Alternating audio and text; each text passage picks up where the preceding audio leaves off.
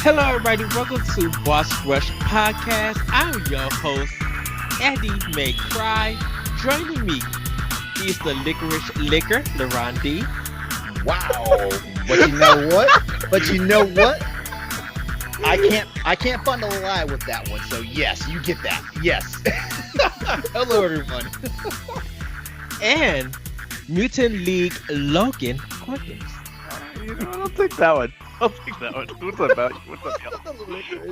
The licorice liquor. You know what? I don't discriminate either because every now and then I did black licorice too. I don't discriminate. Oh no, I'm sorry. If you're going after the black licorice, like, do you have taste buds? Only in small doses. I mean, like like how you get like the little small Twizzlers. Oh, yeah. Yeah, like that size, Okay. and only like one, maybe two if I'm lucky. No, like You're not biting the ends off and using it as a straw like you would with normal Twizzlers. Oh hell no. No. I do like when me, Celeste, and LeRon was talking about our favorite snacks and stuff. We talked about Twizzlers. I do the cherry ones with the pudding peel, but I still love the regular strawberry ones. Like, man, when Aldi's had those big bags for $1.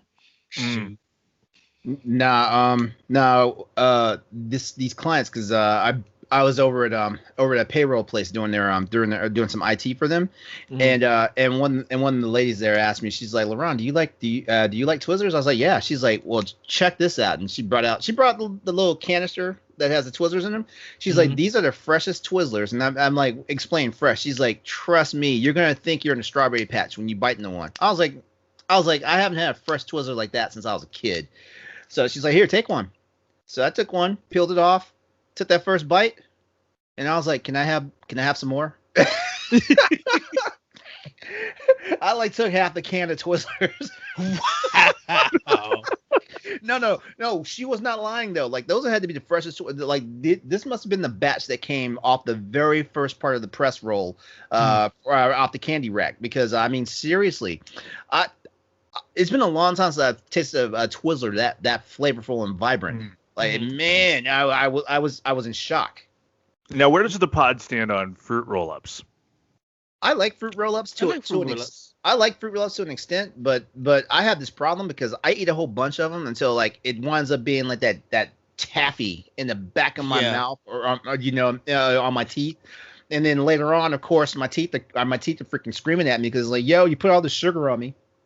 I would probably do like maybe 2 a day, but like probably have one like one like at lunch and then one at night for like a dessert snack or something, and then I don't touch them to like a couple of days and stuff. I have impulse issues.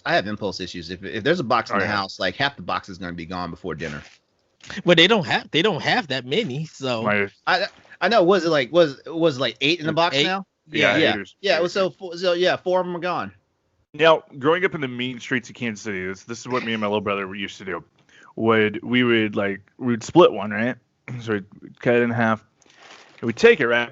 We'd put it in our cheek like we were chewing tobacco, and we'd just suck on it and then spit out. Oh, dude, we thought we were so bad, man. Like, oh, man. Well, we had the cigarette candy where it was like gum.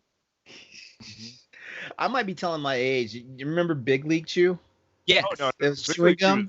Yeah. Okay. I didn't know if they still had that because I don't think I've seen any recently. We still sell it at work. Man, I remember me and my friends. We used to grab that stuff and we'd have like the most giant wad in the side of our cheeks and stuff. Like we're doing chewing tobacco. No, like it's not uncommon in the summer for me to just have a pack in my back pocket. Like, I'll go to the gas station and buy 3 or 4 packs and be like, screw it. It's healthier than tobacco, a little bit, but yeah. If we was going to do any gum, we did Bubblicious, because we had to, put like 2 things in so we could have that big pop, when we're blowing it out. Question: Do you prefer the straight Bubblicious, or do you like the ones that have like the little fruit juice in the middle? It had the fruit juices in the middle, the flavor. Okay. Yeah. Because if you just eat the straight like regular Bubblicious, I think it's like the pink one, the flavor runs out real quick, and then you just end up chewing wax. Okay. So Ooh, ooh, ooh, ooh. The Black Ops Cold War beta is open for everybody now. Ooh, ooh, ooh. Yeah, it's pretty fun actually too. I played it this morning. Ooh, ooh. Wait, but it's just multiplayer. I kind of want just like piece of the. I just Single want a piece of player. the camp. Yeah, I want a piece of the campaign. I don't want to get in there because I suck at multiplayer first person shooters, and no seriously, like I will spawn and I'm dead. That's how terrible I am. That's pretty much all the Call of Duties. Yeah, I actually tried to go to Tsushima, The multiplayer. uh, the multiplayer one. It was Oh kind yeah, of fun. you Yeah, enjoying it? You enjoying it? I'm enjoying it. I played it this morning. I got a trophy. I got a trophy for it. Mm. Um, what was cool is me and this other random player. We was on top of the building and we was about to assassinate these two guards, and we both jumped down at the same time. And I was just like, "Oh, we don't get a trophy for this! Oh, dang it!" It was really cool. It was really nice. I'm just like, I like it. What they do is, they kind of teach you each character. Mm. So pretty much if you played the game like original game, you know everything what to do. But they add a little stuff here and there since most of the stuff, like if you're like the samurai, you have mostly touch your sword and do those things. But if you like the assassin, most you still can attack, but most of your attacks are powerful when you assassinate everybody. So it's a really cool thing. I don't know if I'm gonna do new game plus because I did kind of get everything. Um, but it's not. But all my little stuff I didn't fully like power up and everything. But I'll see. I'll probably go through it and see what I'm missing. Cause yeah. So, but before we go on with that, got to get into this quick housekeeping. This is episode 67 of the Boss Rush podcast. Each and every week we come together to talk about games and everything we love about them with our friends. You can join us live on Saturdays at 1:30 p.m. Eastern Time on twitch.tv/Boss Rush Games live and be a part of the conversation. But if you can't join us live, no big deal. You can head over to youtube.com/Boss Rush Games and bossrushgames.com to watch the show or listen on your podcast service of choice. Remember to subscribe, follow, rate, and review wherever you consume us. It helps us out with discoverability, and check out our family of shows wherever you listen to your podcast. And if you guys haven't heard, Crossroads, their latest episode is out. They have a great conversation that you guys really should check out. LeRon, you want to let them know what happened this week on Crossroads? Yeah, we basically we just had like a real somber moment, and we actually thank Sony for this because Sony actually got the ball rolling. And I gotta give credit to Nelly because she brought it to the rest of the team's attention. But Sony reached out to the community and asked everybody to name one game that's helped them through some of their darkest times in recognition of World Mental Health Day. And man, like the answers were great. We even had answers of our own that we decided to throw into the pie, and it was I gotta say, Crossroads. Where are we 8 episodes in now? Yeah, we're 8 episodes in. Yeah, we're 8 episodes in now. I gotta say, like for one thing's for sure, like we have a lot of fun, but we also love to engage and have these make you think type moments. Whether we're talking about people being jerks on the internet, or whether we're talking about games that we just want to see, or games that have changed over the years and things like that. But we also try to have like the real discussions and things like that. So yeah, check us out. Check this week's episode out that happened on Tuesday night. It's already available. It's already live on the other podcast servers. But yeah, like World Mental Health Day, it's a big deal. It happens October 10th every year. World Health Organization created it, and it's just one of those things that it brings more awareness because, especially right now in the time of COVID and stuff, like we're seeing a lot more people having episodes of depression and manic episodes and things like that, and it's because humans, even us, even introverts, have these periods where they want to actually have interaction with other people. And because of COVID and stuff, like more people have had to isolate themselves and stuff. And some people just cannot cope properly. Yeah, I know. One of the biggest things about that is still to this very day is Hellblade. I think Hellblade is like pretty much be the number one game that deals with mental health and stuff. And I know a lot of people who love it. A lot of people talk about it. But to see that game when it came to Xbox, to see that people who buy the game, they was going to donate to a charity to help with mental health, and like just having the game about mental health. Even I always talk about Papa and Yo, about the designer dealing kind of with mental health from abusive dad who was a drunk, who had an alcohol problem, and it's just like really talk about that and really present it in a manner to make you not only think but be just aware of it. It really showcases that games are not just what older adults who don't understand it or who's looking on the outside may have an idea of it. If you get into games, they speak the art speaks in different ways to different people. I think if it's funny. It's funny, like Joe Lieberman, everybody know with the Night Trap thing. Like he probably thought this is all what videos are going to be, and I would just love someone to have him play Hellblade and have him play something. Have him play something that's gonna really make him think and just be like, you thought games were this, but this is what games turn out to be in this world. Here's what a lot of people that are not into video games, and I can't just say it's a certain demographic or a certain generation and things like that, because I know people who are older than me that love video games and stuff like that. So I can't pick out a generation or a certain demographic of people. Because I do know some people who are actually younger than me, like in their late teens, early 20s that think us gamers are just like a weird bunch, and like this is escapism that's not going to get us anywhere. But what a lot of non-gamers seem to think is that video games is just a distraction, and it's just something that pulls people out of moments and stuff like that. And they don't realize that video games, even going back, I'm not going to say like Atari games, back in that era had what we have now. But video games have always been trying to tell stories and do things for the most part. I would say 90% of video games to date, and I'm talking about from back in the day till now, have always been trying to have a message because video games is a form of art. Like whether people want to believe it or not, it might not be a form of literature, but it's a form of art. And art is supposed to be thought provoking. It's supposed to bring out emotion. It's supposed to do things like that. And 90% of practically any video game that's out there is like that. And so a lot of people just don't understand. A lot of people who aren't gamers do not understand that what the entertainment value that we get out of it is more than just pure entertainment. Right.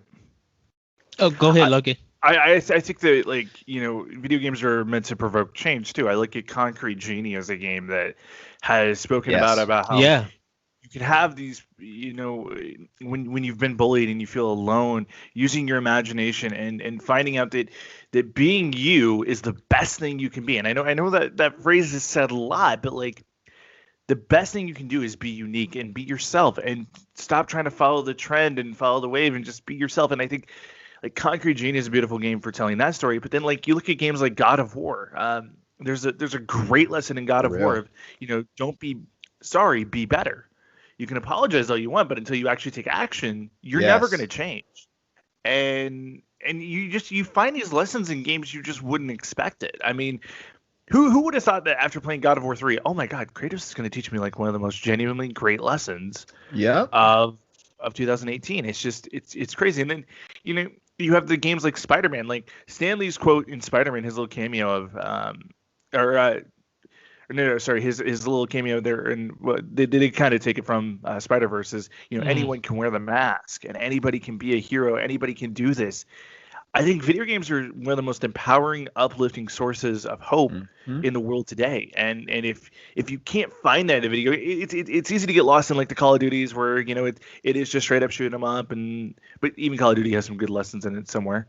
Yeah. But like it's easy to get caught up in the violence of it. But if you look and you see like there is huge change, like what the Life is Strange team has done for mental health, for abuse and alcoholism and everything like that, like that's the kind of impact I hope I can have. Go ahead, LeRon. I was about to say, like, with the Life is Strange team and, like, of course, like Naughty Dog with the Last of Us series and stuff like that, like they touch on some stuff that, and I'm not throwing Naughty Dog and the Last of Us just because it's a current game, but the Life is Strange team, for example, like you see some stuff in there that if you're not in a mental place for it, it will disturb you. But at the same time, this is real life. This is real life, and that's what a lot of people fail to understand. It's like art imitates life the same way life imitates art. And there's a Yes. lot there's a lot of non-gamers that do not understand, like, this is something that, going back to the World Mental Health Day discussion, this is something that has helped people cope with some. It's something that's helped somebody survive a situation. It's something that's helped someone not commit suicide. It's helped somebody realize they need to help somebody else that is in trouble or in dangerous situations and things like that. And you know what? Once we get down to the core of everything about it, people, when they open their minds and realize what's going on, then they understand that, like, video game is another vector, just like a lot of other stuff that they would take more seriously, like books, like movies, Mhm. like music and things like that. So yeah. And, Okay. Because and I mean, it's one thing to say, like, I know what depression looks like, but do you know, like, what the warning signs are before you even get there? And I think that that's like where Life is Strange just really knocks it out of the park. Of, hey, abuse can come from all these different sources, and it may not be stuff that we realize we're doing either. Like, awareness is such a cool thing, and that's why I think, especially in the world today, we're seeing such a huge trend of people, hey, we got to be aware of this, we got to be aware of that, because we've been ignorant for so long in this world. We've been ignorant towards emotional abuse, we've been ignorant towards physical abuse, Yeah. and it's yeah, time we start to own the action and do something about it. it's Mhm. it's it's a thing that's, for a lot of us, there's little things that trigger us, that makes us get into this mental state and everything, and games, and I think that's why when I look at Nintendo, how, regardless of what their business practices and whatever, how sometimes I always talk about the fun and the quality of their games, and they're kind of lighthearted and they're not challenging and they make you feel something. You know, sometimes you don't want to come home being stressed from work and then play a game that's going to still stress you out more. Something about Nintendo can relax you, like, and yeah, Animal Crossing or even Kirby's Epic Yarn. Everybody's just like, oh, that's an easy game. I'm like, you don't know that a lot of people might look at Kirby's Epic Yarn and it's relaxing because they don't have nothing stressful. Mhm. Look at the way that everybody went from The Last of Us Part 2 and then with Super Paper Mario, the Origami King. People were laughing at Paper Mario after having a roller coaster of emotions with The Last of Us Part 2. For And real. so, yeah, and that's sometimes, and you don't even think people have a mental state like that, but sometimes people do. So it's good that Sony did do that. Everybody, please go give that episode a listen. It's a really great discussion. Um, and also give Arsenal X. We had a good time on Powerful. Say that, and I will leave that Oh, at now that. hold on. LeRon and I have talked about this. Y'all are Yes, trying we to, have. encroach our territory, y'all. Like, we are Okay, I hold don't on, mean to say funny, but we are. hold on. 1 second before you go on, you got to talk to Bossman about that because he's the one that jumped everything off. Did That's me the and problem. Celeste, Is we're corrupting him on Crossroads, and now it's coming. right? So all of that jumped off with Boss and Corey. I love you. Happy anniversary. You take your time off. Um, we Thank you, got man. roped into that, so you already know. We go with the flow. We have fun and do what we have to do. We did have like Arsenal X Crossroads 1v1. We had like almost all of Crossroads. Wait, wait, wait. It The was so flood. fun. Make it up to me by approving the T-shirt design I submitted yesterday, because I think it's fantastic. Mhm. Oh yeah, Don't Eddie, act like you didn't see it. Don't act like you didn't see it. and don't act like you didn't see it. With the feet one. We'll put up I was picture selfie PS5. for the PS5 BRG. That's just like, oh, wow. Yeah, yeah. There's a reason I haven't got a reaction from Corey on that. Can you know there are some people that I know that love feet, and I'm just like, oh wow, they will really buy the shirt, I and think it's the perfect epitome of Crossroads. It's everything. oh I my mean, goodness. I mean, come on. How do you cross the road on your feet? Exactly. Exactly. He's speaking just truth bombs out here. Oh wow. Yeah, so everybody, and also check out Shane Kelly's 1v1. And also check out the guys at Tower Casual. All the episodes from this week is out. So do give that guys a check. Is your review out yet, Logan? Yeah, Um Squadron's out. Yeah, it's up for online. Squadrons. Yep. Okay. Did you score it or anything? I did Uh score it. Yeah. So let me double check because I went back and forth on this one a little bit. I think I gave it a C plus. I know I still have to put out my blogs and stuff, and um I haven't got to them yet. I gotta just change some things and upload them. But I know Squadron. Before you go, Logan, I know a lot of people have been talking about the multiplayer is fun, but no one's like really talking about the single player. Yeah, because the single player is the review seems more negative than I meant for it to be. Like even Mhm. Grammarly said, like, "Hey, you're really speaking kind of in a negative tone," and I really should have kind of fixed that. But as much as I love the multiplayer is phenomenal. This has a lot of typical EA mistakes in it. In the sense of like, I know it was built for VR, but like the characters are so stiff. Like the voice acting in this game is just, it doesn't do anything for me. It's when you think of Star Wars, you think of these big, awesome characters and the creativity you can put into their stories and stuff, and there's just nothing there. Yeah. I'll be honest, I skipped most of the hangar stuff of when you're supposed to go talk to the characters and stuff. I would skip through it because it's just like none of this is interesting to me. You're telling a story that like I'm sorry, just give me like the best part of the game is easily just flying a jet, and I love story, and I will happily spend That's hours that's diving through stuff. crazy. That's crazy because Star Wars is all about lore. That's Exactly. crazy. But And what go ahead, Ed. cool cover. I was going to just ask you guys, and actually go ahead, Logan, because I'm gonna ask you after. Ask you guys this after, then before we get into the topics and stuff, because you just popped something that what you just said popped in my mind. But go ahead. Yeah, I mean Star Wars lore. I read books about Star Wars lore. Like, I can't get enough of it, and so and we all know I love a good single player story mode. That's kind of my jam. That is the genre I stick to. And so diving into their backstories and stuff, I usually love that. And this one was just like, okay, you're cool. Now they do a cool thing. There is a trans character in there. That's cool. Which I thought was really kind of interesting choice, and it really works well within the squad. But like there's no moment in this game where I'm just like, yep, this is an A+ game. I gave it a C+ because it's like it's good. It's not great. Like the flying mechanics are perfect. The audio is the best thing about this game. Of Mhm. just being able to pinpoint where somebody is just based on the sound of their engine within your headset. It's like that is so cool.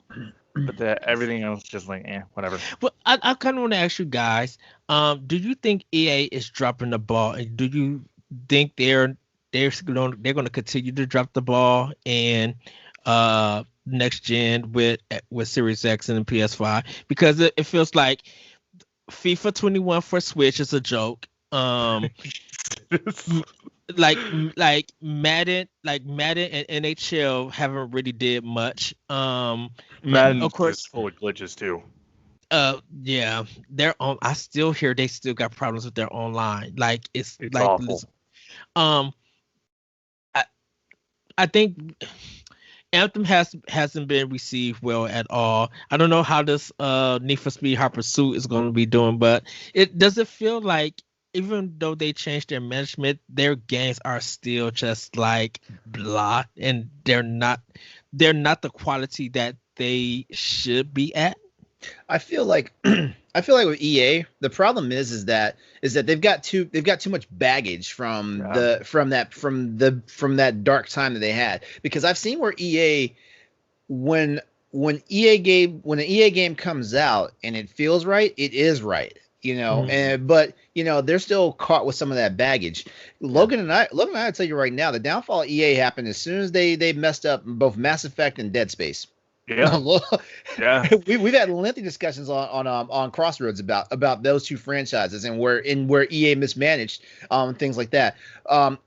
EA, I think And also, I also feel because Visceral Games was a major part of the Star Wars team. Hmm. Um, but remember, they also acquired they picked up Amy Hennig from the Uncharted series. She was going to be the writer for two of the major Star Wars games that came up, and apparently, Amy Hennig had to step down and leave because she had creative differences with the upper management and stuff like that. So EA is still in this weird flux where they're trying to shake their bad image, but at the same time they still don't know where to go forward. And if I can make a recommendation to any stockholder or any person that makes any type of creative decision at EA, let the developers, let the programmers do their thing. Take some cues from gamers, because I will admit it, as gamers, we can be bullies. But also we can propel stagnation into the industry, because sometimes we want more of the same without realizing that we crave something different. And Yeah. It's expectations. yeah. So yeah, that's my stay on it. Like, if any, and not just EA, like anybody that's out there that is a publisher. EA, Right. Square Enix, Activision, publishers, and even Sony, stuff like that, Microsoft Studios. Pay attention to your developers when they turn around and say, "Hey, we have this idea." See what they have to say. Like, Dead Space was an idea. Dead Space was an idea that they worked on. They worked on in their spare time, just like Inafune worked on Mega Man in his spare time. Capcom didn't want to believe in it until he actually threw them a prototype. And now look, Mega Man is like its own freaking. It's more than 50 games strong. Yeah. Mega Man was the leading game that Resident Evil turned out to be. Because Mega Man was making Capcom money, and then Resident Evil became that game that was making Capcom money. Street Fighter was doing it here and there, but they was Street Fighter kept Capcom alive for years, because Capcom was stagnant for a long time, and that's why we had so many different versions of Street Fighter 2, Street Fighter Alpha, Street Fighter 3.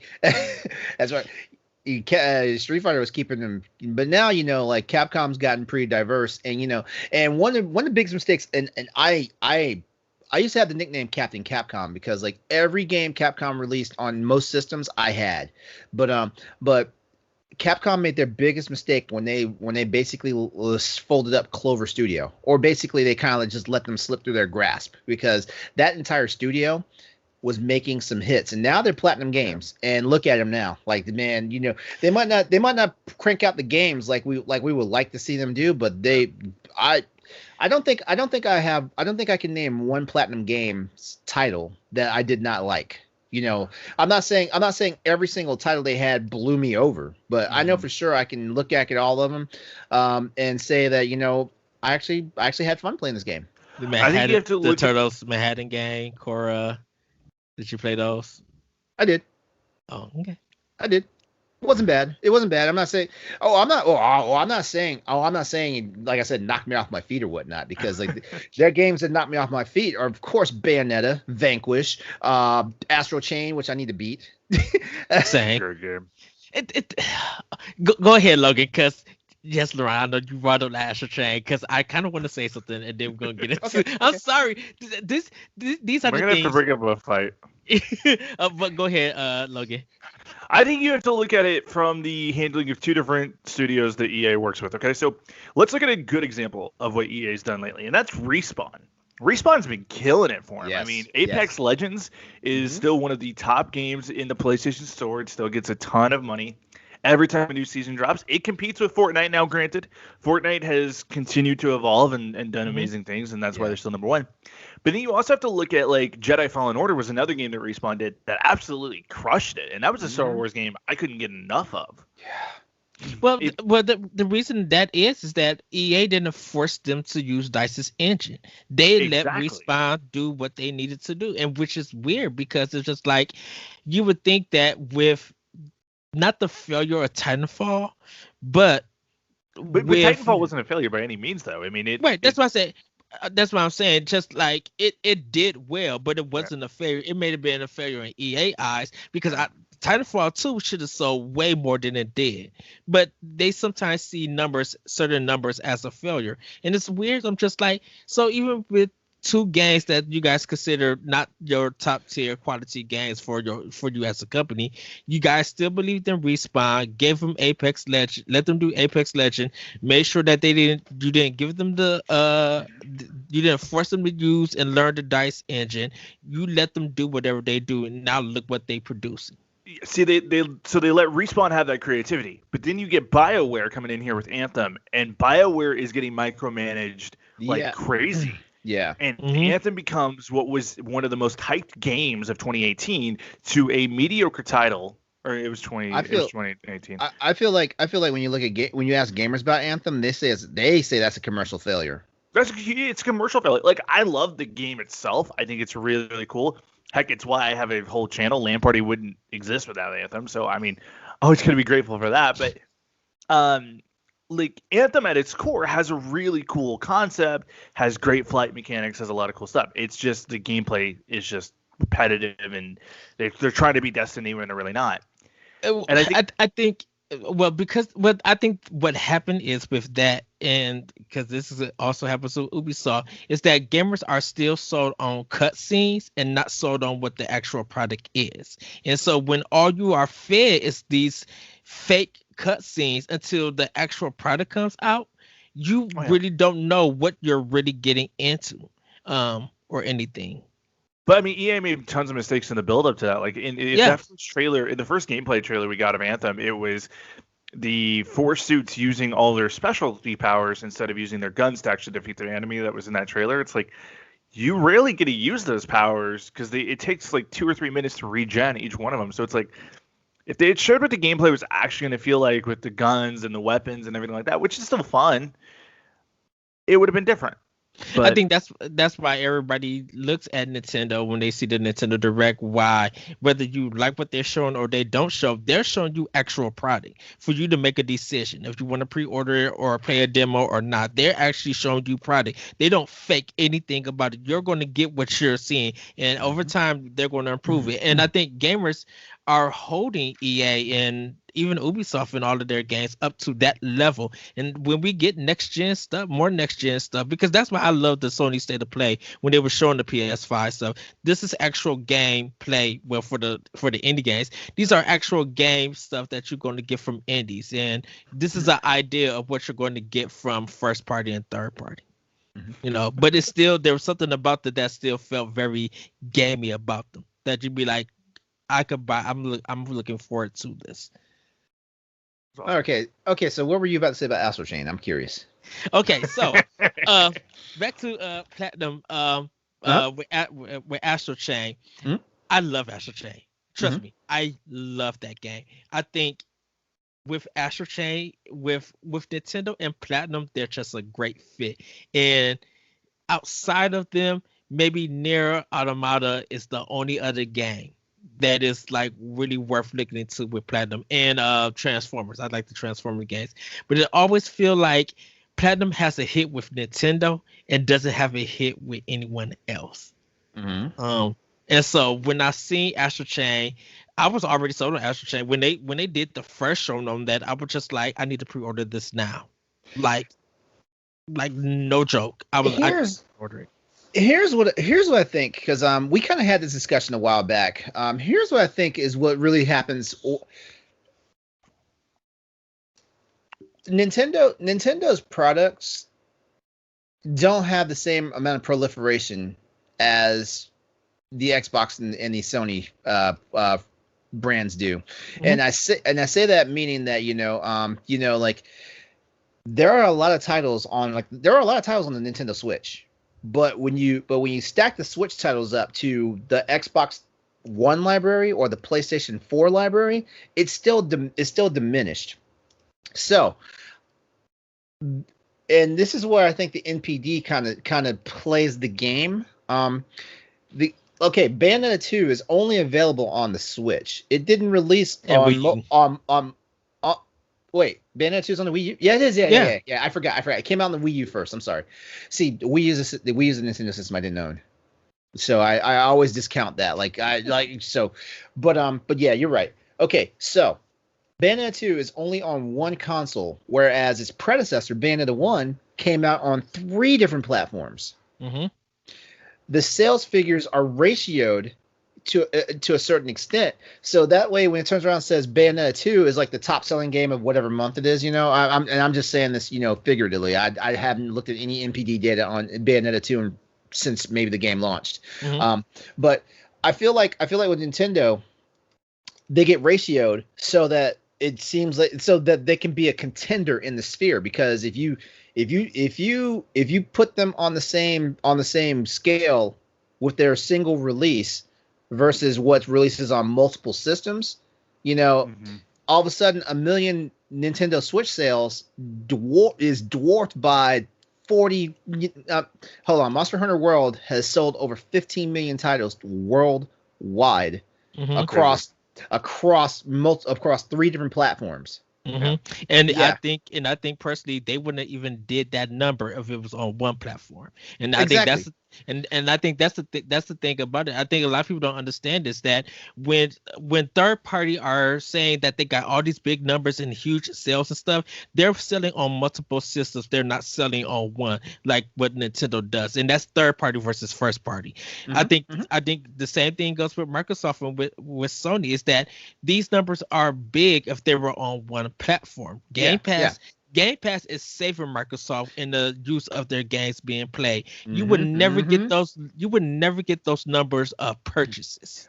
I've said Game Pass is the new games as a service, and we know games as a service means something else. We know that, but I think Game Pass is what actually is embodiment of the real games as a service market should be. And I think that's why when we talk about indies and stuff, that why the indies on Nintendo are doing so well and they sell so much is because Game Pass is a Game Pass when it comes to indies. Oh, I will only test this and then I won't play it again, and I'll just let it stay on the service and I'll just continue to pay whatever I pay. Where on Nintendo, people are just like, I need the physical version of this. Limited run, are you doing it? I'll pay $40. And that's saving a lot of indies from that sphere. There's a trap right there with Game Pass and also PlayStation Plus. You have the service, you get the games for free, which means like you have an opportunity to play them as long as you have the service. A lot of people will just try it out before they buy it, and you get lucky if they turn around and say, okay, I'll go out and buy a copy of it and stuff like that. It's a little bit different for Nintendo because you legit are paying for that game, which means they get a sale regardless. Like they don't get a download, they get a sale.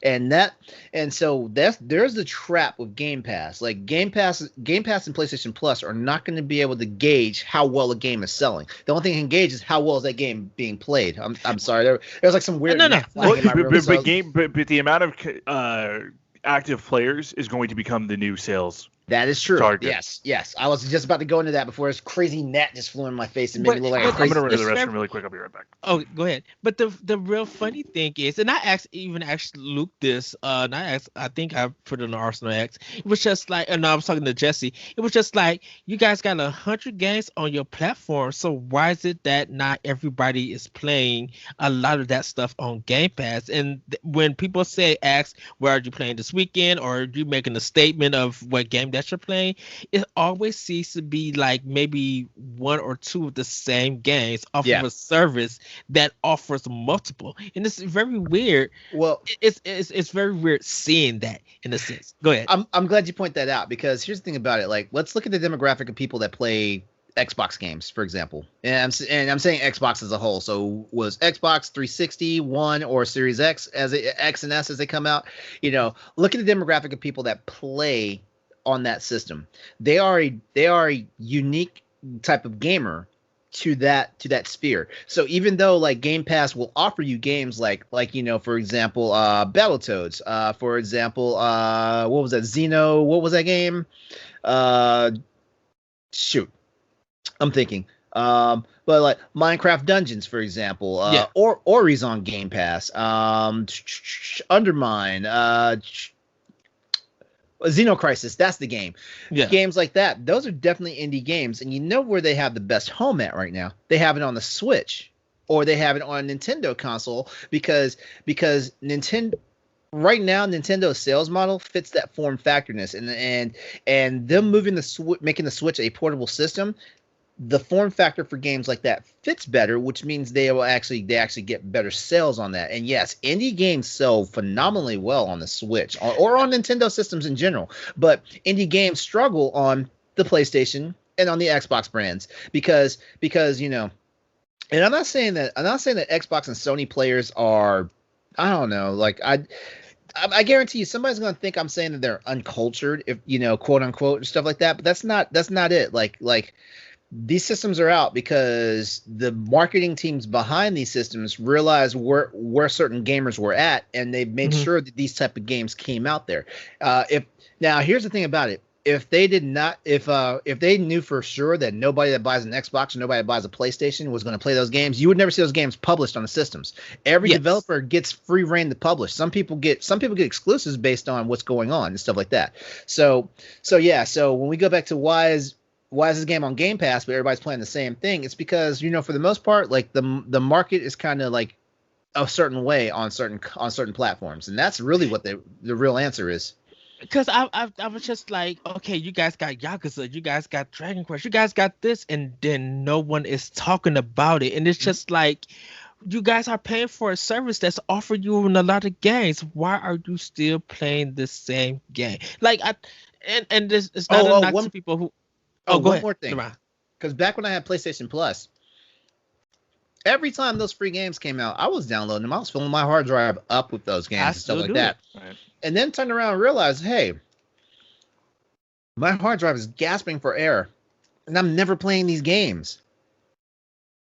And then it made me rethink, like, am I getting what I pay for out of my PlayStation Plus subscription? And it's going to be a fear that is this going to be the same cycle for Series X and PlayStation 5? Yes, it will. Yes, it will. Now here's one thing though that makes it interesting though.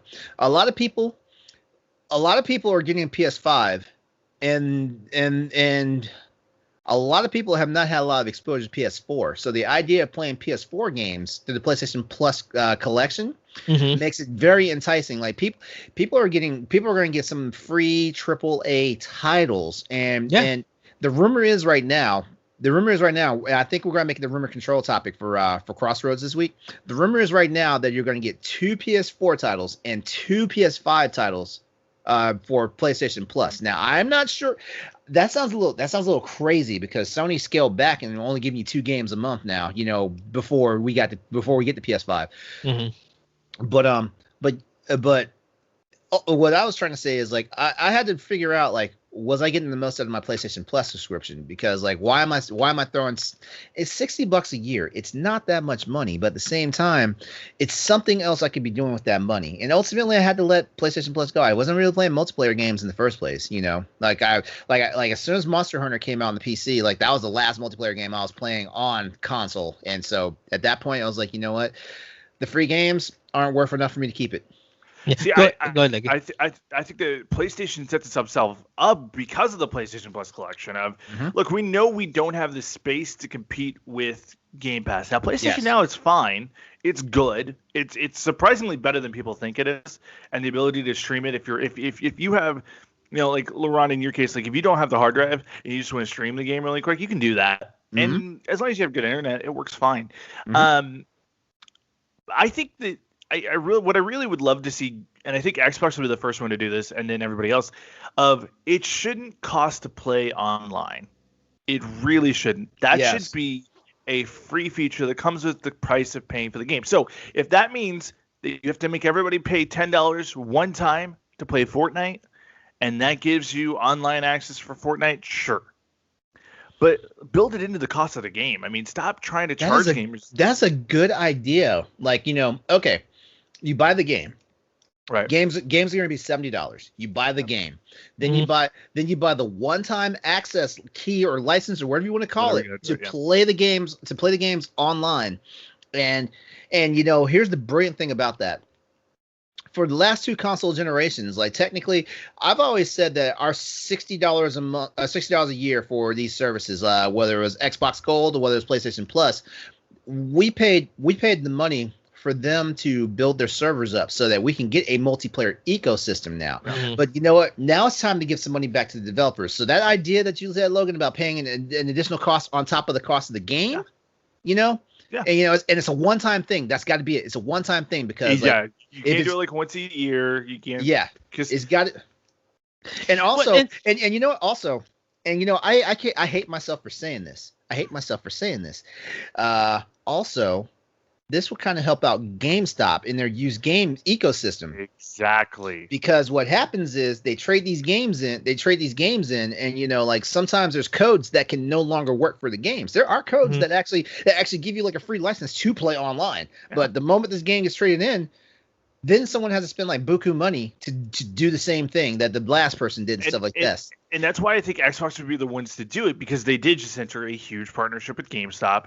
Now they have to protect that asset a little bit, because what's the point of doing this if by the end of next year GameStop's not around? So like, well, the thing, I'm kicking myself in the stones right now for even giving an idea to GameStop. I am. But the thing about that is that when we're gonna get into the titles. When Microsoft actually talked about that with Xbox One, about if you traded in and all the key features and buying that stuff right there, of course that made a lot of people upset and really pushed more people to buy PlayStation 4 about the used things. But the key thing is more for like cosmetics and DLC and stuff. You can still get the game, have that license and play it whatever you want to play if you're buying physical. The license, I think the license issue comes in when you're doing digital, and so all of that stuff sounds good, but when you when there's a business contract going on with licensing when it comes to digital, it's craziness. Go ahead, Logan. You can sell this to the gamers of saying, okay, like, well, let's say I buy 2K20, right? NBA 2K20. And I pay the online fee. What if like I got like coins and stuff for my player or for Ultimate Team? Like there's skins, there's all sorts of things you could include in that $5. So like, hey, if you buy the online, we're also going to give you these 2 exclusive skins. That's cool. That's this. That's that.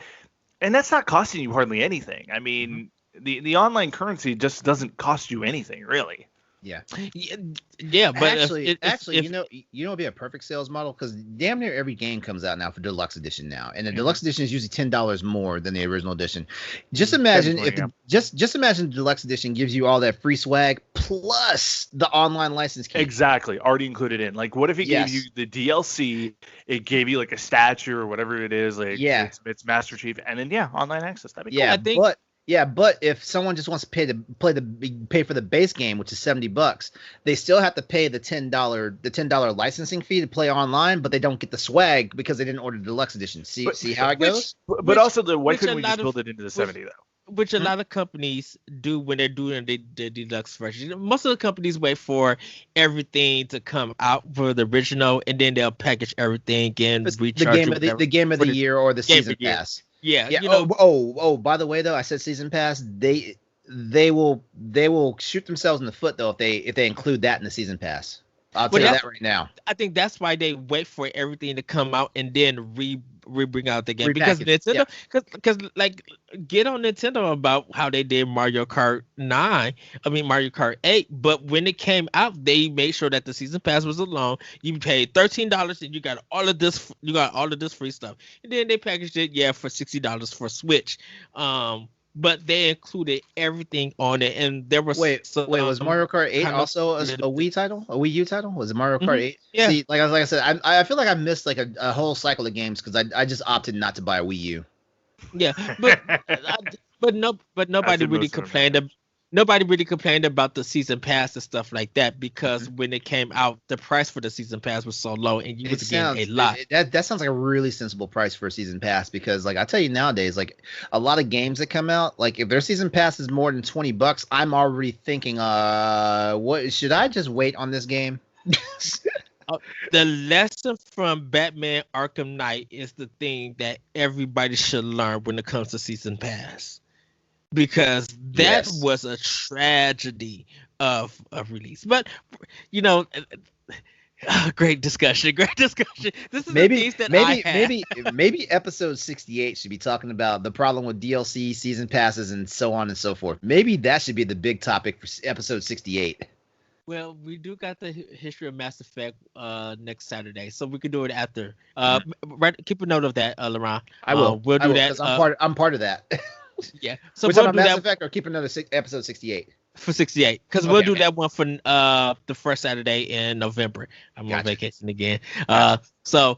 But we're going to get into okay, so we're not doing news this week. I didn't feel like there was really no good news to Honestly, really have discussions. there was. Oh, we got a PlayStation UI. No, no, no, no, no, no, no, But no, no, but no, hold no, on, no, no, no, no, hold no, on, no, no. Don't hold on. Let me explain why I said that. I wanted everybody from their respectable shows to talk about that news. So I want to Crossroads to Okay. talk more about the PlayStation 5 UI. I wanted Arsenal X to address Phil Spencer and what he thinks about Bethesda and all of that stuff. I wanted all those everybody I- to focus on Hey, I those. will say, I will say this. I will say this. Like Ed, you must have known that I was going to have a mouthful about that Phil Spencer. If you Oh, put man. because I looked if at you I guys looked at want the to program. if you want to address it, we can address it. I No, have no, no no, problem. I, with it. yo, No, no, I, no, I, no. I, I don't want to derail this show. Dude, Like we already derailed it. Go ahead, let's address this. no, no, Let's no, no, no, no. no, Okay, LeBron, Bill. say what you need to say. Let's get into it. The only thing I'm going to say is he didn't say anything controversial in that interview. He really didn't because I mean these are all now considered Xbox properties and stuff like that. So Mhm.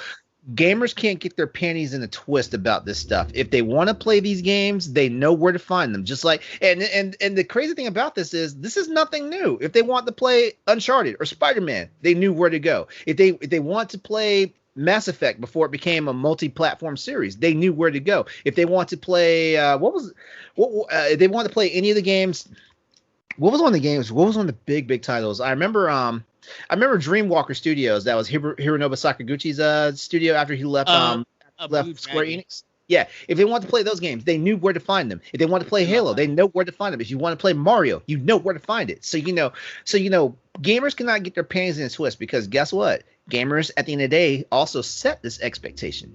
So Well, they can't. everybody, but yes, where was gamers set this expectations. Microsoft met those expectations, and now those expectations can't go anywhere because of the dealings that Microsoft has done with Nintendo. That was something like way out the box that nobody really didn't think of. But like I said, those have been indie titles. Once again, Nintendo fans are actually none of the first party titles for Microsoft. They only want the indies. If you want to put Grounded on Switch, that's completely fine. They're not. Who was asking for Gears on? Who was asking really for Gears on Halo 5 on the Nintendo console? Pretty much nobody. Everybody wants to see. Well, the reason those why characters in Smash. the reason why is because most of the Nintendo consoles can't carry that type of heavy lifting. Most of It's them. not even. It's not even that. It's not even that heavy lifting. A lot of people who know that Gears 5 and all of those games are on Microsoft platform are not playing them. Yeah, that goes back to our earlier so- conversation. That goes back to our earlier conversation. Go ahead, Logan. I'm sorry. where was this? Okay, like if you want to draw a fair fight, nobody said a word when Insomniac got bought by Sony. Like they never made the same argument of, oh my god, now I can't play all the Insomniac games only on PlayStation. Like, Okay, so no, it was just like cool. this is the thing about it. Everybody was waiting for Sony to buy Insomniac. It was no. Hey, it was gonna happen, yeah. It was no surprise because Insomniac has, when it comes to business of well, as a business perspective, they have such a strong business with Sony itself. And you just look at maybe 100% of their games, 95% of them has been on Sony platforms. There's only been one that's been outside of it, and that was the EA game, Fuse. And then the other one was Microsoft with Sunset Overdrive. Everything else that Insomniac has done has been on Sony. I was a little raw about Sunset Overdrive as a PlayStation owner. I was a little raw about that. You know. I was a little raw about that, especially when I was like, "There's no reason for me to buy an Xbox One. There's no reason because I have a PC. There's no reason." Right. And all would like a preview though of like Crossroads when we talk about the UI. Yes, All I'm gonna say. I saw that. I saw that. It's amazing. So, yeah. So with that, I wanted everybody kind of to have their own talk for it. Okay. how very gentlemanly of you. How no, I'll just compliment you. How very gentlemanly of you. You gonna let the specific shows like handle their specific content. Well, No, because it doesn't make no sense that we talk about it if we was doing it live. We talk about it, and then the same ideas and opinions get said on the show the following day, or on Crossworlds or on Power Block and stuff. So I just thought for this week, I'm like, let's have something really fun. Because to me, the Phil Spencer's they did really stand out. I have already said that everybody's console is going to be fine. If you're going to play Bethesda Mm-hmm. games, Mm-hmm. go play them. On Microsoft's platforms. Nintendo's going to be fine. Sony's going to be fine. In fact, someone put out a question: who are you going to play more, Bethesda or Insomniac? I'm like, to really tell you the truth, without even having the answer, Insomniac games is going to get played more than Bethesda Yeah. because not, and I'm not knocking Bethesda. No one really talks about ZeniMax in those games as they talk about Insomniac. You already got, okay, Microsoft does have Bethesda, but they're not really doing anything with Doom Eternal and stuff that's on Game Pass. Guess how much stuff is coming out from Insomniac with Miles Morales? Even though it's selling the PlayStation 5, it's always something constant. Why is Microsoft not talking about Bethesda or By the trying to way, get them or by the push way, them that out? that cat costume. And Miles Morales, that cat costume. Yeah. So if you guys want to hear about that, Arsenal X is probably going to cover the Phil Spencer stuff. Crossroads is going to address the PlayStation 5 UI. I think it's really worth those shows having those conversations, and then when we come back, we'll get back into news and everything when on episode 68. Hey, But hey, oh, go Logan. ahead. yo, I think this is Ed's diplomatic way of telling us to stay in our lane because we did scoop the whole like crunch thing for Cyberpunk. No, I no, was also gonna say, are we talking about this whole Xbox thing on Tuesday? no, 'Cause it's like, I no, was gonna throw it in the show notes. no, because I don't think that for this. I mean, one comment if he needs to stay in his lane on Power Block and look at what we're No, no, because I think those discussions need to be on those shows and not so much on Boss Rush. Is because like those stories are not big enough for me for us to have that conversation. I think they're more big enough content wise for everybody's own show and stuff. So fine. We um get OnlyFans and we get feet pics, okay? Mhm. That's our lane. That's we, it. We, we Yep. founded this block. okay. Well, Jesse asked this question to me, and I'm going to ask you guys this question. What TV detective would you put in Mortal Kombat 11, and what would be their background movie set? We was having a fun idea, talk about it, and stuff. And I said Kojak first, but then I changed it to Get Smart. Nice. Maximum Get, Get Smart. smart. Yeah. We Ja- talking about the Don Adams get smart, or are we talking Yes. Steve Carell's get smart? Oh, Steve Talking Carell's about the so Don bad. Adams.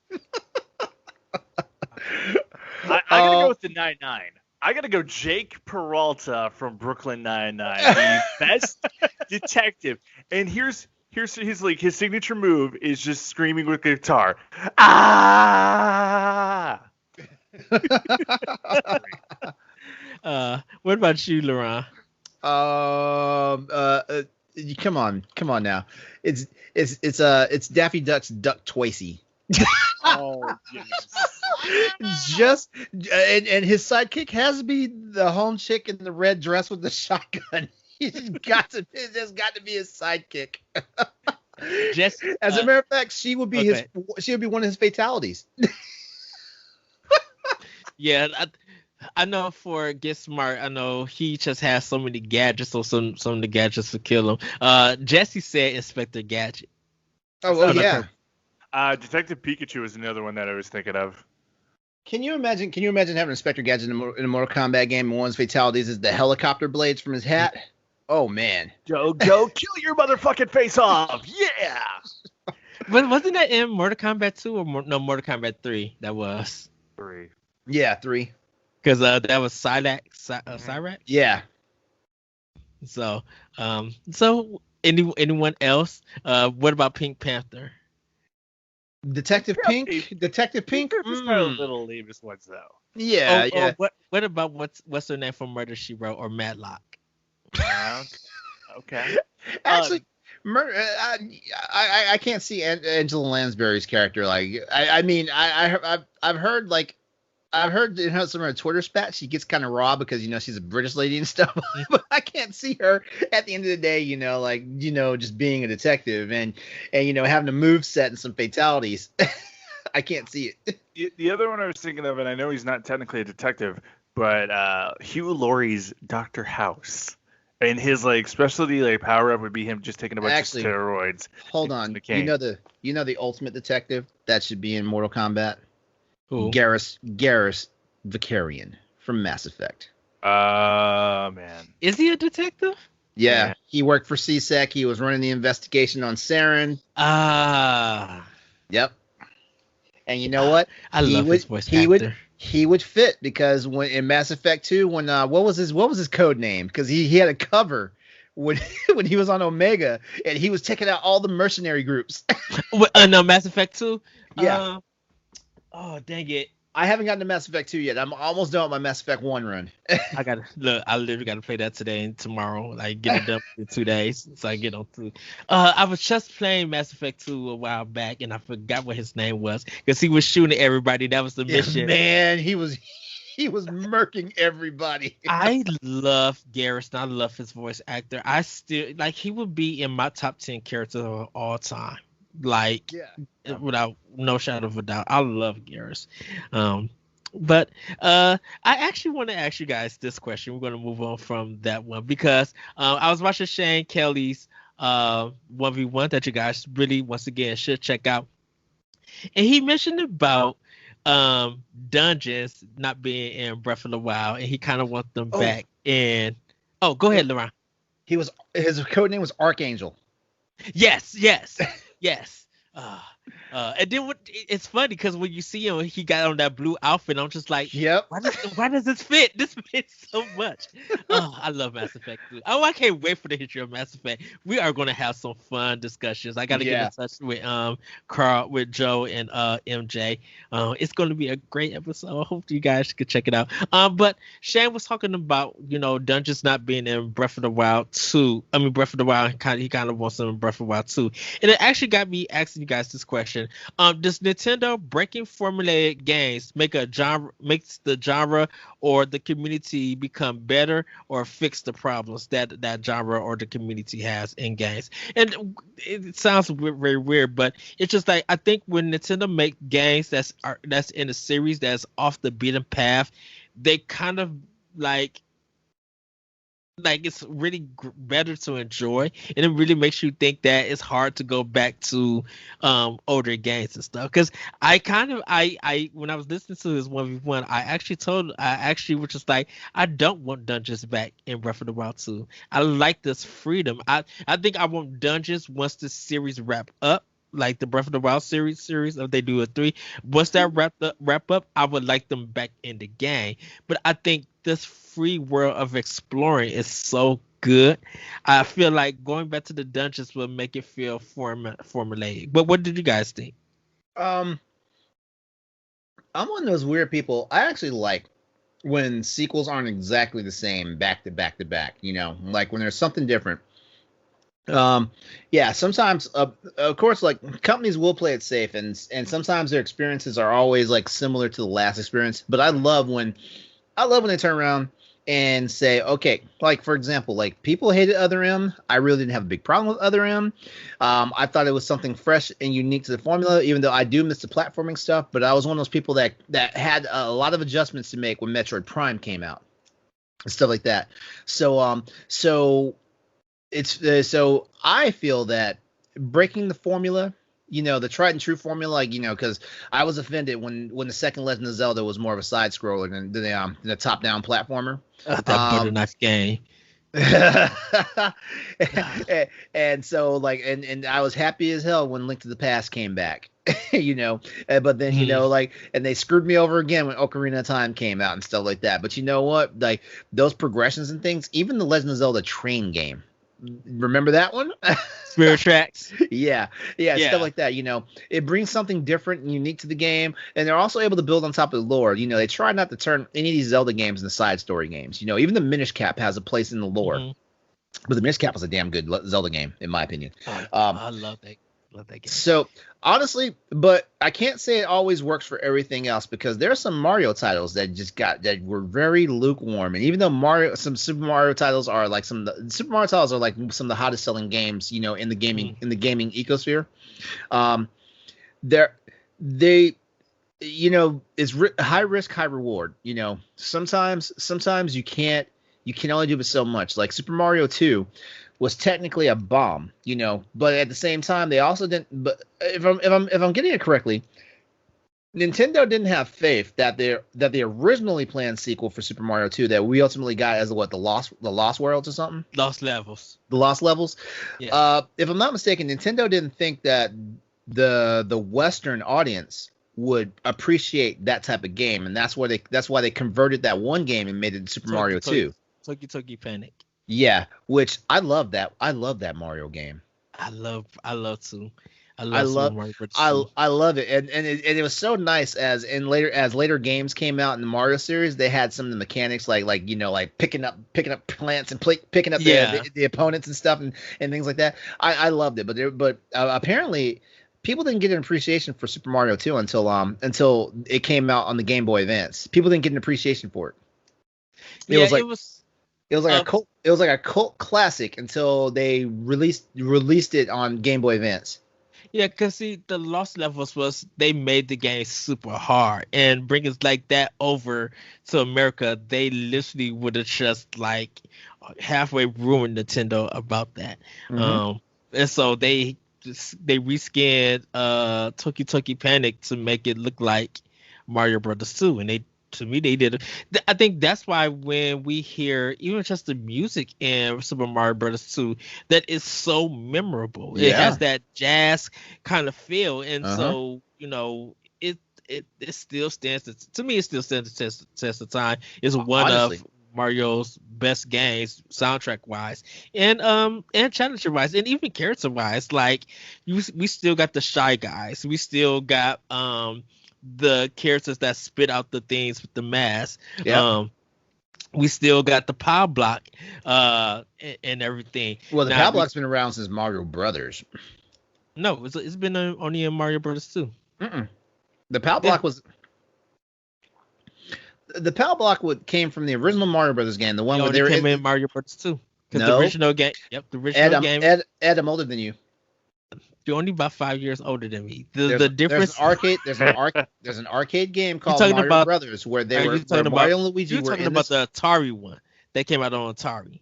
It was an arcade game first, and then it came to all the other systems. Okay, so yes, that one, yes, because it was almost like the Popeye game and Joust and stuff, and it was on that one board, and you used the power block to hit the turtles. It shook the whole block. It shook the whole board. Yeah, and that's what the power block does in all the other Mario games. But that was when you had to hit it. In Mario Brothers 2, that's when they kind of like realized you picking it up, throwing it, and then it would shake the world. Well, remember that was the main mechanic in Super Mario 2. You picked up everything. You didn't pop it. Shoot, you jump underneath something trying to hit it if you want to. You did. I own the Mario Brothers for the Atari game, so I know what you're talking about. Okay, in that sense, yes, you are correct. But yeah, Logan, go ahead. I forgot what I was saying. I don't know what I was going to. I got nothing on this one. Even if it's not Nintendo, has there ever been a game or a series that when it's breaking the formulaic design, it helps the community kind of, or the genre and stuff, like maybe enjoy the series better, or really push it out to the forefront to be like, yeah, this is the game that it should be, and we really love. Yeah, Uncharted Lost Legacy is kind of that game for me, where it completely broke apart a franchise that we all loved, and it broke apart in a great way. It showed that it didn't have to rely on Drake, and so when that happens and you get this diversity within it, it's awesome. Absolutely awesome. Yeah. Yeah, it was a good. Yes, that's a fantastic answer. A great game. Because you didn't have to go in the past and play half of the game and then get into the present, redo it, and then do all that stuff over again. Mhm. So Lost Legacy. Yes, I'm throwing shade to Uncharted 2, and I'm going to continue to throw shade to Uncharted 2 and Uncharted 4 in a sense. Where you play half of the game in the past and then Yep. you catch up to the present, redo what you did at the present time, and then the game goes forward. Uncharted is not the Uncharted 2 and Uncharted 4 are not the first games that ever did that though. But I'm ragging on them for that Dishonored, series. that's pretty much the whole game as a general. Oh, well, anyone remember Dishonored? No tea, no shade, uh, but yeah. so, um, so yeah, I think when Nintendo breaks their formula games, like when they do something new within the series, I think it's really good. Like I mentioned earlier, Kirby's Epic Yarn, playing the game like that on easy, using that graphic style, and instead of you sucking up enemies, you're hitting them with a rope. It was something really new. I really enjoyed it. It was something that in this industry, it was something that we didn't see. We all praised Jet Set Radio with the cell shading game. Mhm. Who was doing anything like that? Definitely for a rollerblading game. Who was thinking about that? Look at Tony Hawk in a sense. Like last time we talked about a skateboarding game, for me personally was like Skate or Die, and that was from Konami. Everything else, like really there was like no skating games until Tony Hawk came. And that kind of changed on how you was finding licensed music, how you was really learning tricks, and how a high score from kind of like the 80s and 90s and arcade years really Yeah. mattered because you get a Yeah. high score by doing that trick and stuff. Mhm. Crash Bandicoot kind of changed platformers for a Yeah, while. yeah. I mean, you don't have to just stick to this one-dimensional kind of world. You can really build upon these different ideas. And it's a platformer, but you're running vertically instead of horizontally in it. And I mean, there's so many cool moments in Crash that I think changed games for the better. Mhm. Yeah, even though Crash 4, a lot of people are not liking. Dude, I don't know what they're talking about. It's just because it's hard. I mean, if people give that game a chance, it's the best Crash game. You know, I will die on that hill. I will say this. It's funny because when people get a game and they don't expect it to be insanely hard, they hate it. But when a game's in development, they know that the game is going to be insanely hard, they love it. So it's one of those things like like their expectation for a game sometimes gets tarnished by the level of difficulty. And I will say this, like I definitely don't look at Demon Souls and trilogy, I'm sorry, trilogy franchise. I don't look at it, the same way because when I first played the game, I didn't expect it was going to be like balls crushingly hard, but it was. And now I turn around whenever they say, "Oh, this is the next game in the Demon series," like, "Oh no, pass." Well,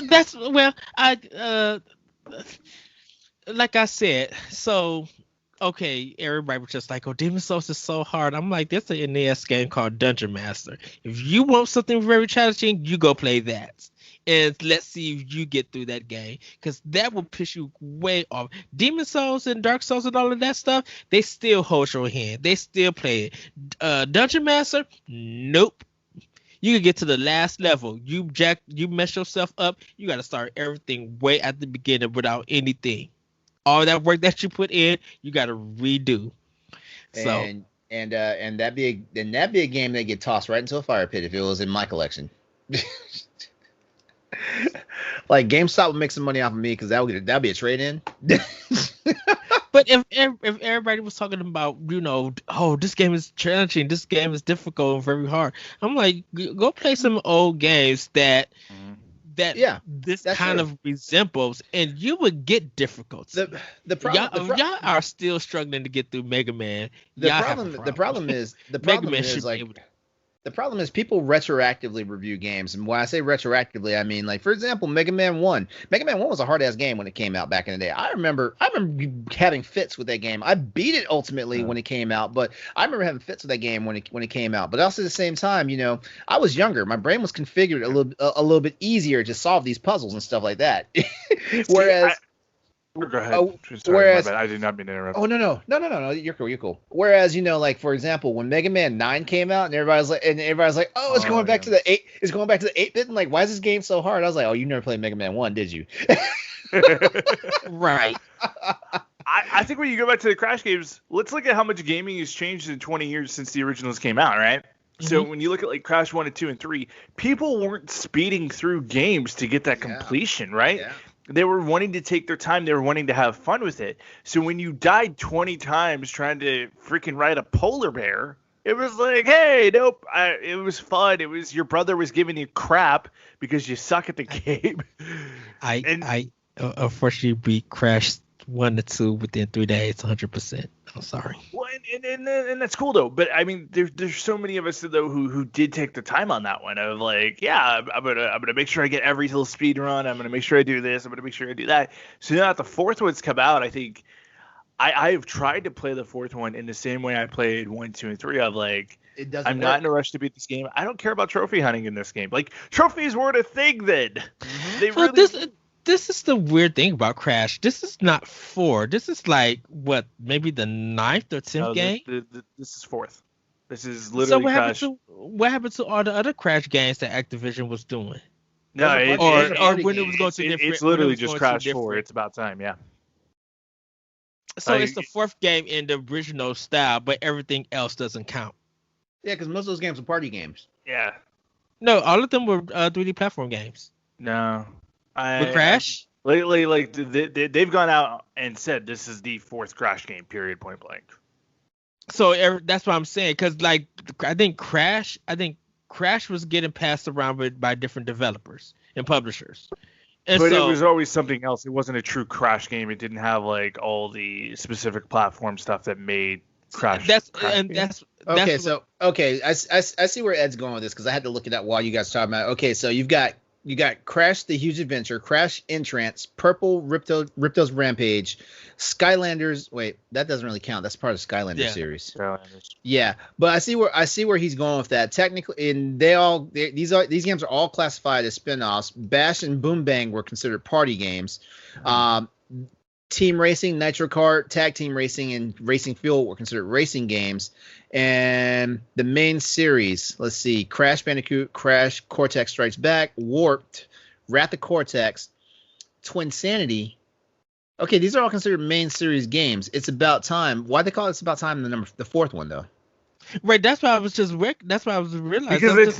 Because I think it continues the story from 3. Because I mean, Cortex has never really died, like truly died.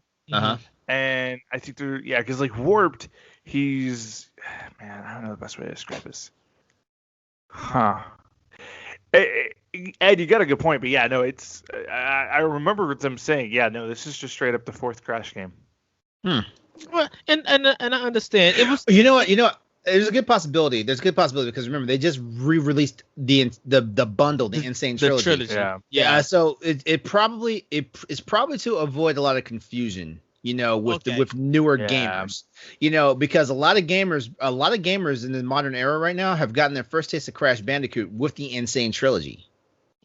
So chances are they probably named it Crash 4 just to save some of the confusion, and also they know gamers have a certain type of spirit. They will go back and try and find all these games, and some of them are going to be hard, some of them are going to be expensive to find and stuff like that. So that's probably what they did. It was just a marketing gimmick just to save people a lot of time and stress. Okay. Because I think a lot of adults are playing Crash and kids. I'm just like, I thought this game was intended for kids, but I guess. But about that. But this is something fun. We're going to end on, unless we have more topics that you guys want to talk about. I kind of asked these guys, with just us knowing each other, interacting and stuff. what three games do we think would fit their wheelhouse? Like what fits their personality and stuff? And so we were gonna have Jesse on. Jesse wasn't able to make it. So I'm gonna go ahead and give mine out for Jesse, and then I'm gonna hand it over to you guys. For Jesse, I think EJ World from PS2 would fit his personality because he's a music creator. He loves making music and he does a lot of dance and EDM. In that game, you make a lot of dance music and creating. I owned it on PS2 and it's so much fun. It really is a great game. Animal Crossing Pocket Camp, which is on mobile. And the reason why is because he loves camping. He loves to go outside. He loves being outdoors and everything. So I think that would fit his personality. And last but not least, Mario and Luigi, because I think like in a sense, the way that me and him go about things and we talk, he's super funny, super charming, and like he's very humble and everything. And it's just like when I talk to him, everything, it's like I'm talking to another brother of mine, and it's just like hanging out. And when we geek about Xbox stuff, we would geek about Xbox stuff. Jesse knows as many times I call him like to be like, okay, I'm in the grocery store. What food do I need to get? Oh, did you see this Xbox news? And literally would talk to him in the grocery store till I get into my car, drive 45 minutes to my house, and still talking to Jesse where it feels like it's a podcast. We are just bouncing off each other and laughing and stuff, and I kind of feel like that's the relationship Mario and Luigi kind of has and stuff and everything. So that game, those three games, EJ World, Animal Crossing Pocket Camp, and Mario and Luigi, I think those three games will fit his personality. But Logan, I'm gonna hand it over to you. So okay, you can give go. So I didn't finish my list for Jesse because I don't know him that well, and I've actually never really talked to him. The only game I really had on it for him was Sunset Overdrive, because everybody on Xbox should play Sunset Overdrive. It's an amazing game. Oh, and you don't know. Well, I can see that. Like he does love punk music, and Sunset Overdrive has this punk mentality to it. You know, doing these crazy things. So I can see that. Yeah, it'd be a good game. For you, Ed, I've got three beautiful games. One, because we all kind of gang up on you, and we love you, and you're the best. Gang Beasts. I think you would love Gang Beasts. This game is it's weird, it's fun.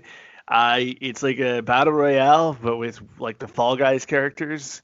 And with Fall Guys characters. It's just awesome.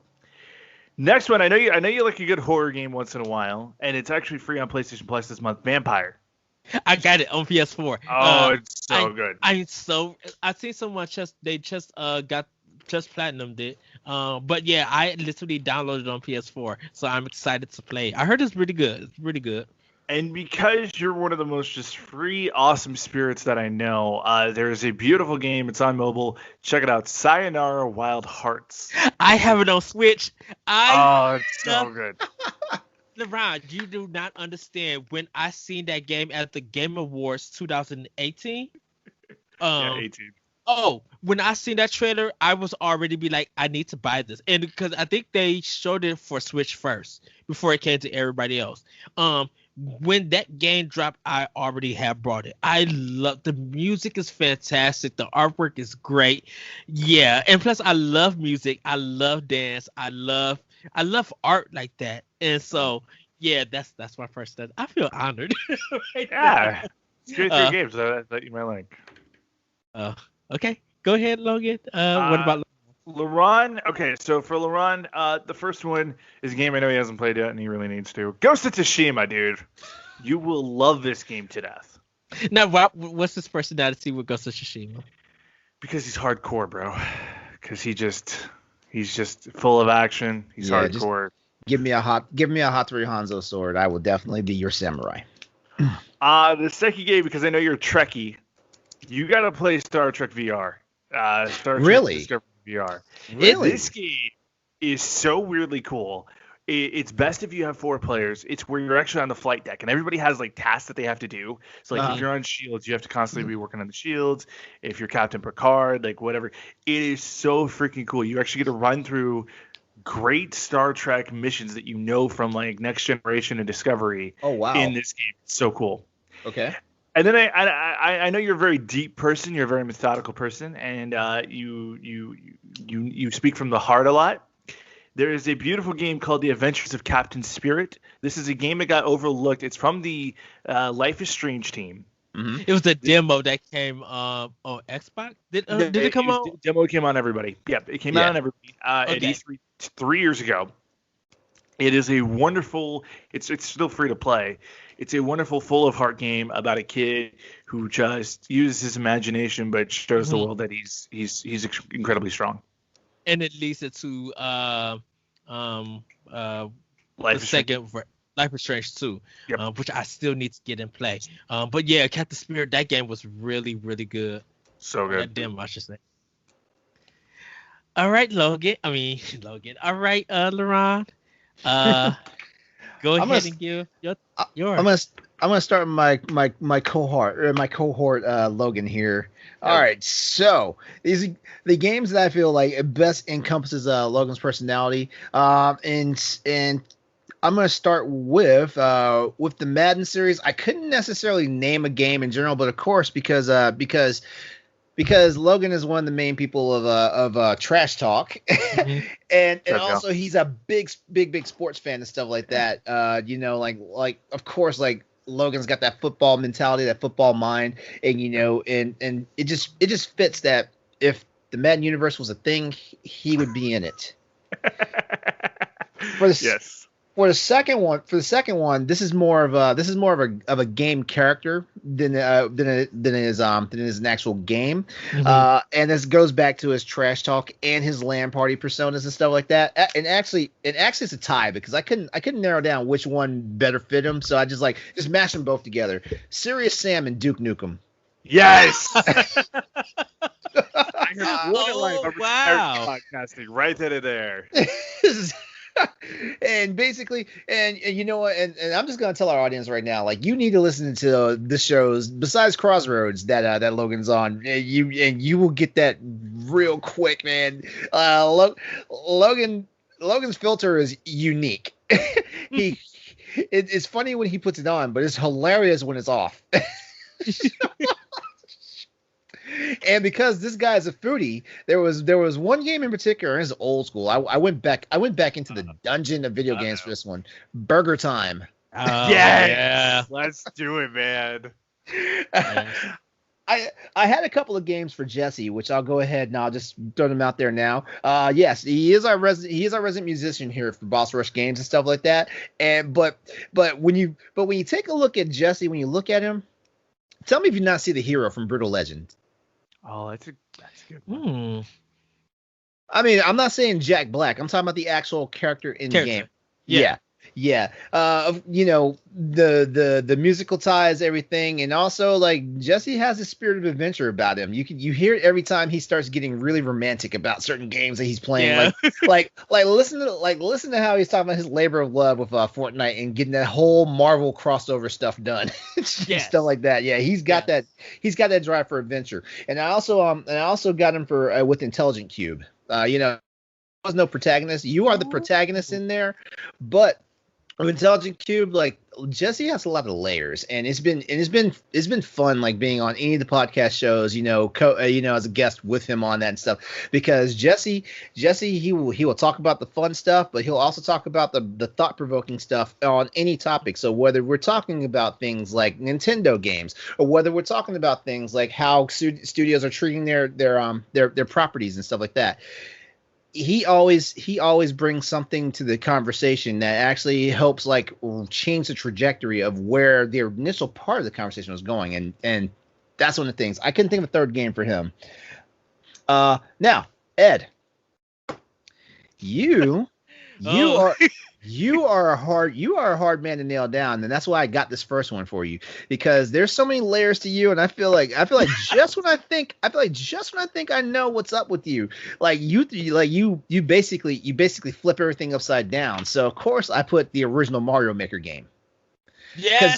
Cause you are so out there and it's so unpredictable. It's like yeah, when you play some of those Mario Maker levels that people make, and like you jump and all of a sudden, what's it called, a Kaizo block or something like that, where it just appears right above you and stuff like that. You're like that, like, but it's cool because like once I think I've, like I said, like once I think I've navigated all your thought processes and stuff, you throw something out there and I have to start over at the beginning. Yes. Now, your imagination and your flair for it, basically, you're the Legend of Zelda Wind Waker.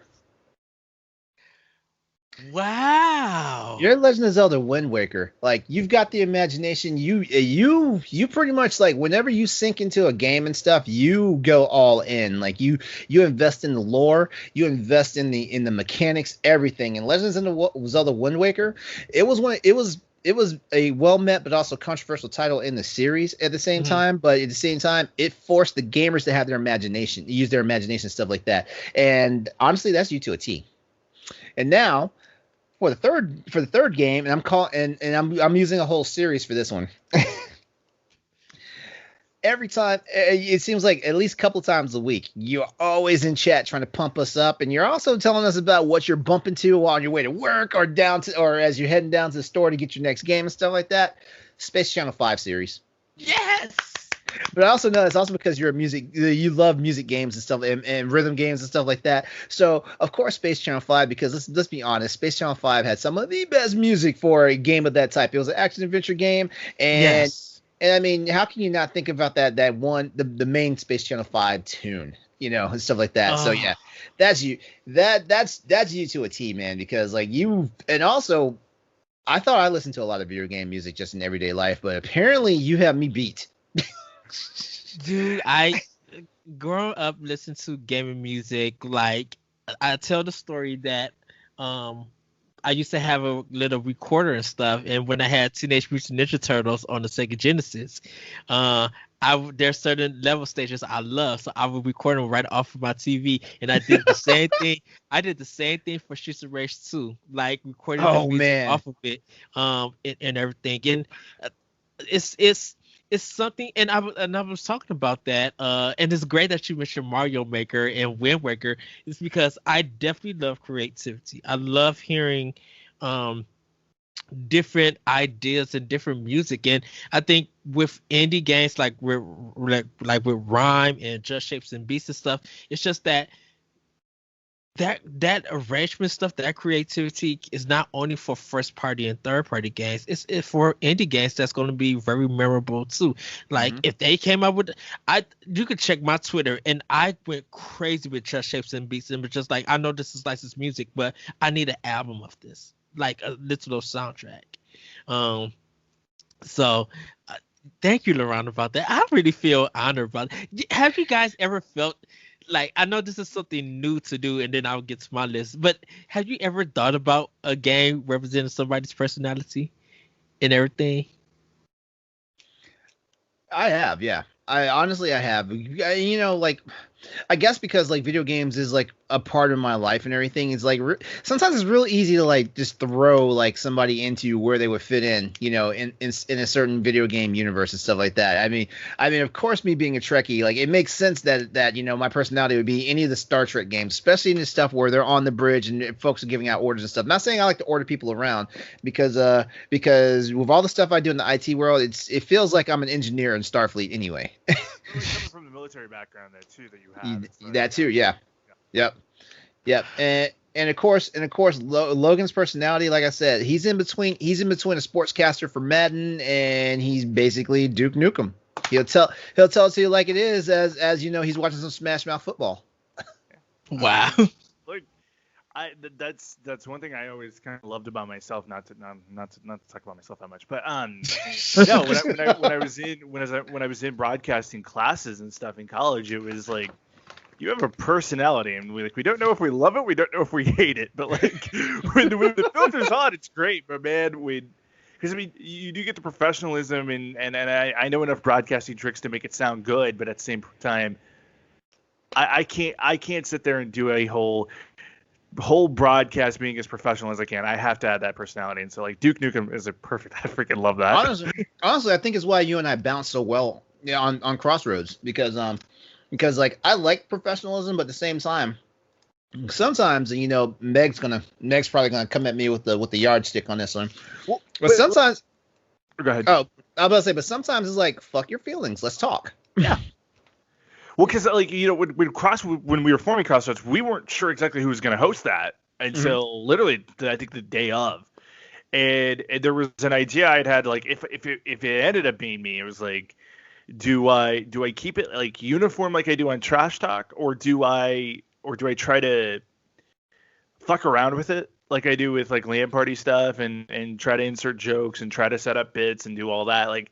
There was a lot of thought and consideration that I was kind of debating. Oh, well, I'm glad I didn't come out there being completely professional because I wanted this to be like a really meshed group of people and stuff like that. And yeah, I feel like we even brought some of the personalities out of like I know we brought out of Nelly. I know we did. Oh yeah, it is awesome. And then Austin joining us, like. Okay. I'm gonna shoot on Austin for a second here because I love the dude to death. So don't get me wrong. I don't know if we made a mistake or not because it just him and I have doing as long as we have together. He knows that all he has to do is like say one sentence and I'm off, and he knows he can get me out in a heartbeat. And so you talking the whole Uncharted 3 versus Uncharted 2? Oh yeah, no. He knows my trigger words. But it is great having like I've talked about it with Corey. In Crossroads, like there is a natural chemistry that just comes just because of the personalities. And throwing Austin in as that fourth chair was just like that's just awesome. It kind of completes everything. Where I go a little bit crazy, he's the one that can kind of rein it in because he's used to me doing it. Except for that one Crossroads show where I had a convenient bowl of popcorn. And just sitting back eating. You and Nelly was just sitting back, just like we're about to enjoy this. And I was just like this. Look at the black folks enjoying this show. Where my honey bun at? That was what my snacks enjoyed it. But well, Logan, these games, I feel like this represents your personality. Just from interacting with you and talking to you. Football Manager on PC. I think the way that you're organized and how you go about with trash talk and how even just the way that you react on Twitter talking about sports and everything and stuff, it's so good that it definitely with you having your fantasy football organized and you really care and have a love for the game. And I think definitely with mixing the sports and mixing your podcast and everything, you just managed everything so well. Animal Crossing on the GameCube, and the reason why I say Animal Crossing is that finding out that you're an interior designer at your job and stuff, and helping customers get the right fit for their home and everything. I don't know if you do that also at your house or anything, but I'm just like when we talked about your job and stuff and seeing that, I was just like, this is what Animal Crossing really is. It's like when you get your own space and you want to design it the way that you want to design it and stuff. I feel like that kind of represents you. Like you have a sense of ideal of design when it comes to the home and stuff. And last but not least is Make My Video from Sega CD. The way that that's a good one. The way that you create and you design the logos or the videos for Boss Rush, even just for yourself and everything, you have a very artistic style to it, and it's very professional and it looks really good. Now, I'm not saying that it looks crap because in case of people look at Make My Video and be like, oh, these graphics don't look good and stuff. I'm like, no, it's him putting all those ideas and that creativity into this video and put it and making it look so cool. It's just so amazing, and just like the work that you put into the editing and stuff, it really fits your personality. So those are those three games for you. So LeRon, for you, with your personality, Ring Fit for Switch. Even it's the way that you, but the way that you are inspired to work out and be very body positive and stuff, and just all the hard work that you put in when you fasting. But you really got the energy. You motivate people. When we talked earlier, and you even got a video up doing the 30-day push-ups and stuff. It's just like you are putting fitness is part of your livelihood, and seeing that inspires other people who want to get fit and everything. I will say this though, as far as like a gym person or a leg person, I'm lazy. Like there's a reason why I have a personal trainer. But see, you're more dedicated. I mean, like I've got I come from college cheerleader background, and so I still got cheerleaders who are in the NFL and stuff like that. It's like watching your routine. You're more dedicated to your craft than some of the pros I know that are out there doing it. And that's impressive, man. Thanks. So the second game is Xenophobe, and this was an arcade by me. I remember that. So about that game in a long time. I feel like you're about to throw back our conversation from Thursday night. I feel like that's. I was a little bit, but I was going for more sci-fi because I didn't want to do Mass Effect or Dead Space because I feel like those are favorites, and even though they're your favorites and you love it, even with Metro and stuff, I'm like, I want something that kind of represents reality because you talk about sci-fi so much, and when we think of sci-fi, of course, space, and when you think of the way that we talked about Star Trek, Deep Space Nine, Voyager, when we talk about just other things that did with sci-fi, when it comes to games, Xenophobe was an arcade game back in the day, really dealing with space. If it wasn't going to be Xenophobe, it was going to be Alien Syndrome. Another good one. Another one of my favorites too. Yeah. So I was just trying to find. I'm just like searching to do all the rooms, going to do all of these aliens and stuff. I was just like, this is LeRon. And my last game, because I know you like IT. I know you're a tech and know you're a nerd and stuff. I actually went a different way, and you might be surprised by this one. Shadowrun on the Super Nintendo. Oh, that's a good one. Ooh. Was kind of the was a game where you kind of, I think you were like a detective. It had some RPG elements, but you was trying to go through different places, hacking everything. And yes. We got Cyberpunk coming up next. Shadowrun was in that vein of an idea of a game in a sense, but in a different thing. And I remember playing Shadowrun, not getting far into it because it really don't explain a lot of things to you, but something about it was just like really cool to look at. And it wasn't Snatcher, which was another game that was from Konami, Kojima, but that was more of their take on the Harrison Ford movie, Blade Runner. It was that kind of take and stuff. I thought Shadowrun was more fitting because it had a futuristic, but it wasn't like too cyberpunk or a neo-punk movement. It was just had about it, and I was just like, this is gonna be like putting it way back that nobody would think about. So Shadowrun, I had to come with that. And so I don't know if you know about that one, Logan. With Shadowrun. I don't know. I remember hearing that name, but I don't know what the specific game is about. It was a 360 game that was a multiplayer that everybody didn't like, that people didn't like. I remember that one. What I remember was on Super Nintendo. But yeah, those are the games that kind of describes our personality. I think I'm gonna make one for Celeste, Nelly, Megan. I think I'm gonna make one for Corey. I got to talk a little bit more to Joe. Probably could make one for Josh. I probably could make one for the crew. But yeah, I think those games kind of represent our personality. Mario Maker surprised me. So Logan, you surprised me too. I was just like, the heart. Just like I feel so honored with that. But everybody, that's gonna be it for Boss Rush Games. Thank you, Logan. Thank you, LeRon. Where can we find you guys at? Logan, where can we find you? You can find me on Twitter at Logan Corkins or Hoodie Mode Engaged, and you can also just find me on LAN Party. Heck yeah. Yes. You guys can check out Trash Talk is on live Wednesdays on Boss Rush Games on Twitter, on Twitch.com. I'm sorry. LeRon, where can we find you? You can find me on social media at Exodus803. That's EXODUS803. That's also my gamer tag. So I'm easy to find if you're trying to look me up on the different platforms I play games on. And yes, I am one of the hosts of Crossroads every Tuesday at 8:30 Eastern Time on Boss Rush Twitch channel. Oh, hey, don't forget people too. Trash Talk did get a new Spotify yesterday. So if you are on Spotify now, search Trash Talk BRG, and that's where you're gonna be able to find us now. All right.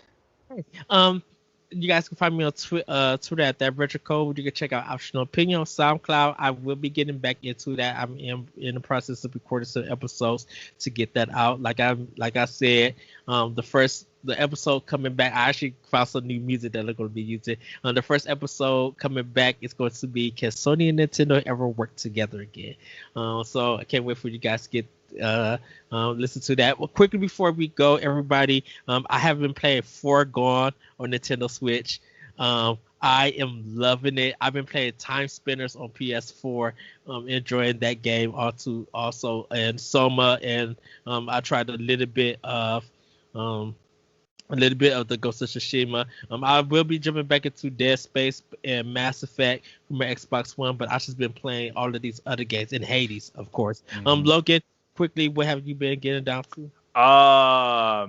Playing a lot of Rocket League because I'm getting ready to go into competitive season here in November, and then tonight I will start my a new run on Apex Legends.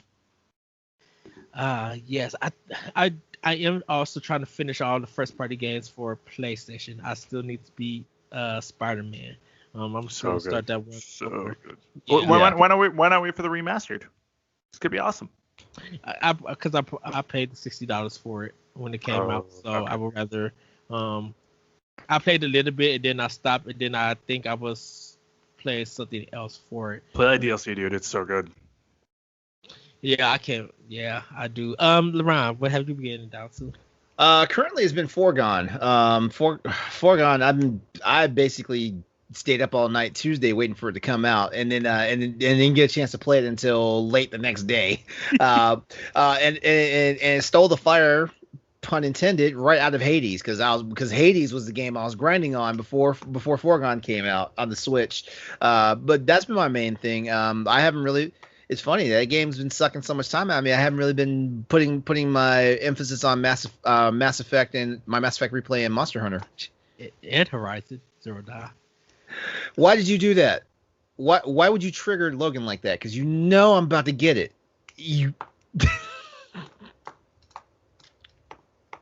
Ed, we gonna have words. Just gonna work on my yoga breaths. Just gonna. So Logan, after the podcast, step away.